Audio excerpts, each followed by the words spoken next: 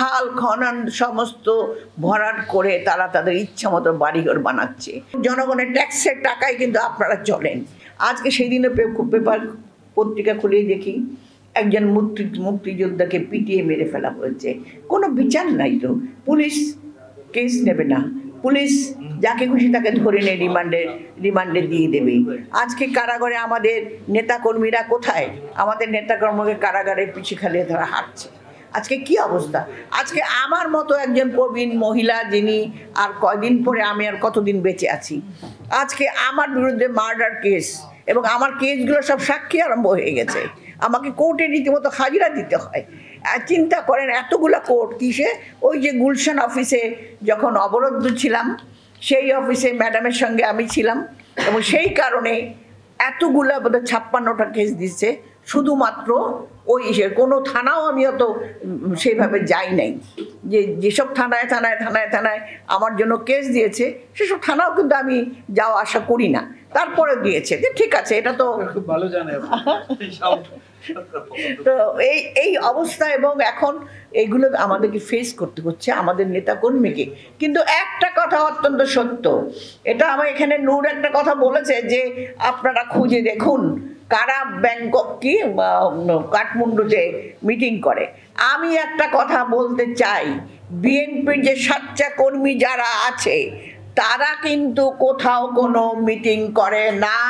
তারা সরকারের প্রতি ঐক্যবদ্ধ এবং সরকার দলের প্রতি ঐক্যবদ্ধ এবং দেশনেত্রী বেগম খালেদা জিয়া এবং আমাদের অ্যাক্টিং চেয়ারপারসন জনাব তারেক রহমানের প্রতি তারা আস্থাশীল এবং তারা এখনও তাদের রক্ত ঝরাচ্ছে। আমরা জানি এখন যে এক দফা আন্দোলন শুরু হতে যাচ্ছে, এখন একটা সত্যি কথা, আমাদের চূড়ান্ত পর্যায়ে আন্দোলন চলে গেছে। সেই আন্দোলনের মুহূর্তে আমাদের হয়তো আরও অনেক নেতাকর্মীর রক্ত ঝরবে, যেমন ঝরেছে, যেগুলো কোনো বিচার হয় নাই, যেমন পুলিশ মেরে ফেলছে তাদের কোনো বিচার হয় নাই।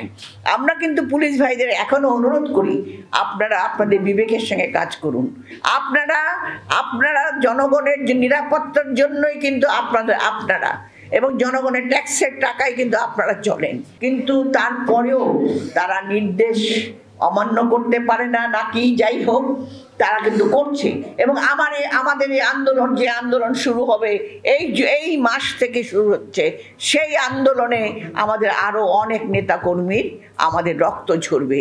তারপরেও আমরা যুদ্ধ করব, কারণ এটা হলো মুক্তিযোদ্ধার দল।